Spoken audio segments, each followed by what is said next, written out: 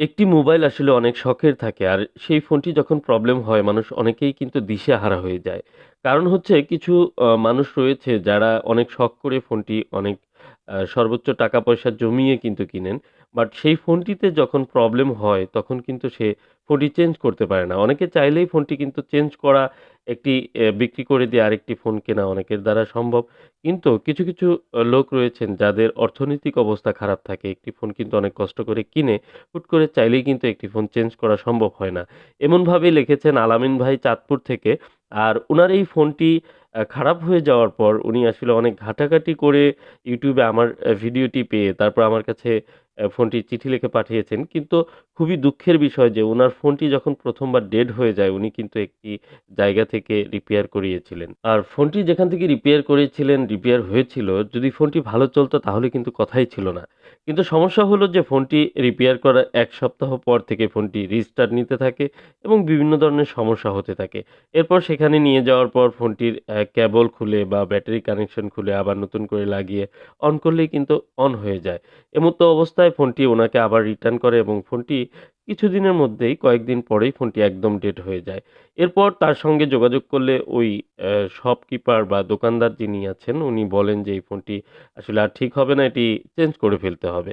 তো এমন একটি কথা বলার পর উনার যেন একদম আশার সব আলো সব নিভে যায়।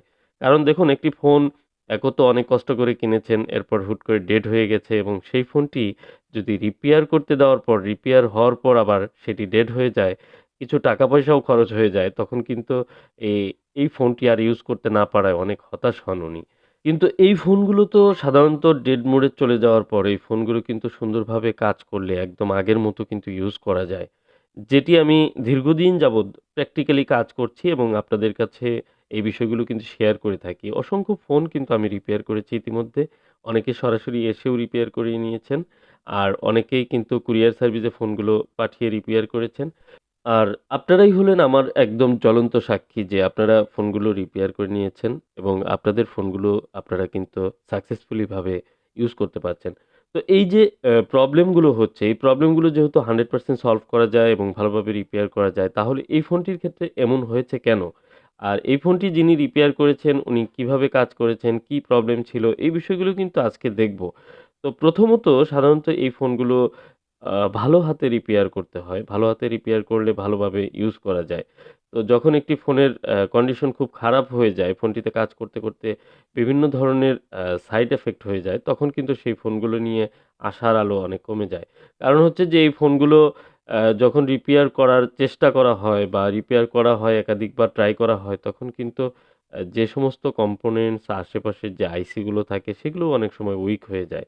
তো এই বিষয়গুলো মাথায় রেখে আপনারা সবসময় বলে থাকি যে উম এই অভিজ্ঞ যারা প্রসেসর নিয়ে কাজ করেন তাদেরকে দেখাবেন।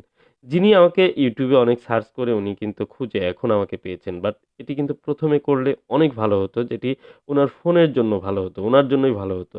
তো এই বিষয়গুলো অনেক ভিডিও শেয়ার করে থাকি। তারপরেও বলি যে আপনারা যখন এই কাজগুলো করবেন দেখুন একদম গুছিয়ে কাজগুলো করার চেষ্টা করবেন যে এই ফোনগুলো যেন প্রবলেম না হয়।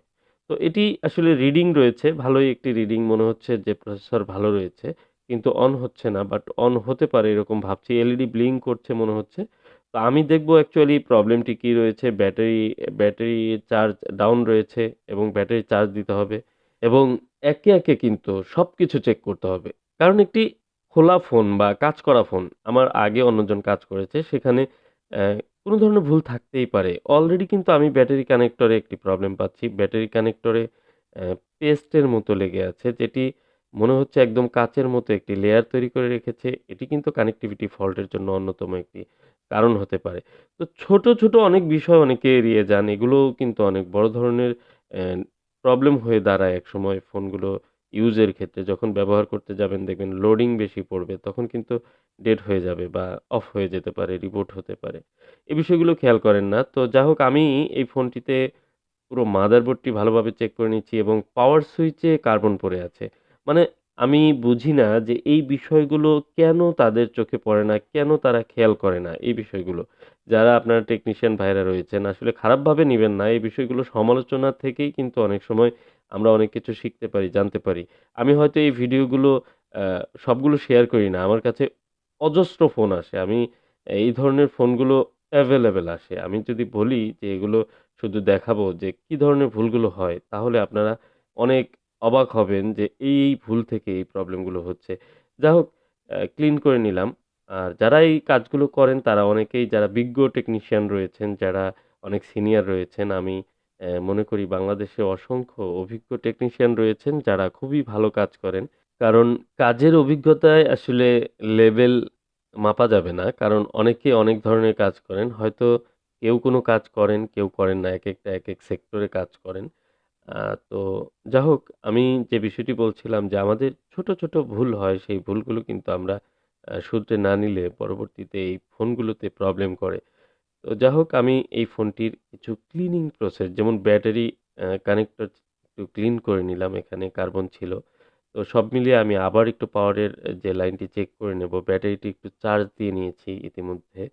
তো ব্যাটারি চার্জ দেওয়ার পরেও কিন্তু আমি দেখতে পাচ্ছি কোনো ধরনের ব্যাটারি সিগন্যাল বা লোডিং নেই এবং কি কোনো লোডিং নেই যে কারণে আমি দেখতে পাচ্ছি যে আসলে এই ফোনটি সম্পূর্ণ ডেড মুডেই আছে।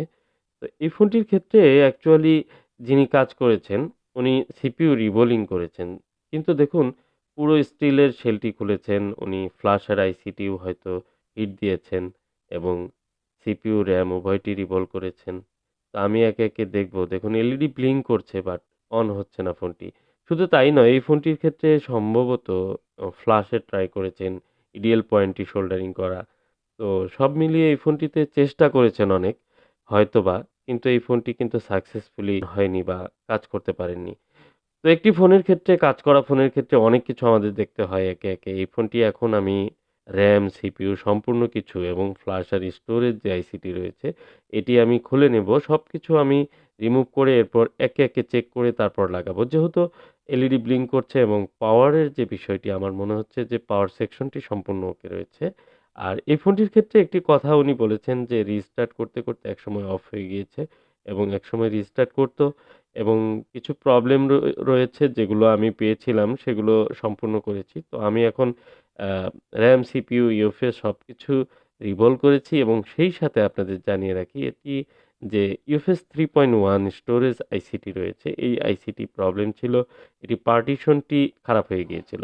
আর এটি অসংখ্য ফোনের এরকম পেয়ে থাকি যে ফোনগুলোতে ইউএফএস আ আইসিটি খারাপ হয়ে যাচ্ছে। সিপিইউ রিভলভ করতে গিয়ে ইউএফএস আইসি হিট লেগে অনেক সময় পার্টিশনে প্রবলেম হচ্ছে যে কারণে ফোনগুলো কিন্তু অন হচ্ছে না। বা অন হলেও কিছু সময়ের জন্য অফ হয়ে যাচ্ছে। অনেক টেকনিশিয়ান ভাই বলে থাকেন বা অনেকেই বলে থাকেন যারা ফোন রিপেয়ার করেছেন অন্যত্র রিপেয়ার করার পর বলেন যে রিপেয়ার করে নিয়ে এসেছি এরপর কিছুদিন পরে আবার বন্ধ হয়ে গিয়েছে। আবার রিবোলিং করে দেয় আবার আ ফোনগুলো আবার অন হয়। তো এরকম বেশ কয়েকবার করতে, করতে একসময় কিন্তু ফোনগুলো ডেড হয়ে যায়। তো এই ফোনগুলো কিন্তু ফাইনালি দেখা যায় যে স্টোরেজ আইসি অনেক সময় সমস্যা হয়ে যাচ্ছে এই ফোনগুলোর ক্ষেত্রে। হয়তো হিট লেগে হচ্ছে কোনোটা, কোনোটার লাইফ টাইম কিন্তু শেষ হয়ে যাওয়ার কারণেও হতে পারে। তো এই সমস্ত বিষয়গুলো আমাদের মাথায় রেখে কাজ করতে হবে। তো আজকে যে ফোনটির কাজ করছি বা এই প্রবলেমটি আসলে স্টোরেজ আইসি একটি ডিজিজ হয়েছিল। এ ধরনের মাইনর ডিজিজ যেগুলো হয় সেগুলো কিন্তু রিপেয়ার করা যায়। রিপেয়ার করে সম্পূর্ণ হলো। আর এছাড়া দেখা গেছে আমি যেগুলো দেখলাম সিপিইউ, র‍্যাম এগুলো রিভলভ করে দেখলাম এবং সিপিইউ, র‍্যামের সিপিইউর যে কন্ডিশনটি সেটি একটু আ হালকা আঁচড় লেগে মনে হচ্ছে খারাপ হয়ে গেছে এরকম। তো ভয়ে ছিলাম যে সিপিইউ খারাপ না হয়ে যায়। তো আলহামদুলিল্লাহ অবশেষে ফোনটি রান করেছে। আর এখানে একটি পজিটিভ বিষয় ছিল যে ফোনটি সর্বশেষ বন্ধ হওয়ার পরে কিন্তু আর কোথাও দেখানো হয় নাই।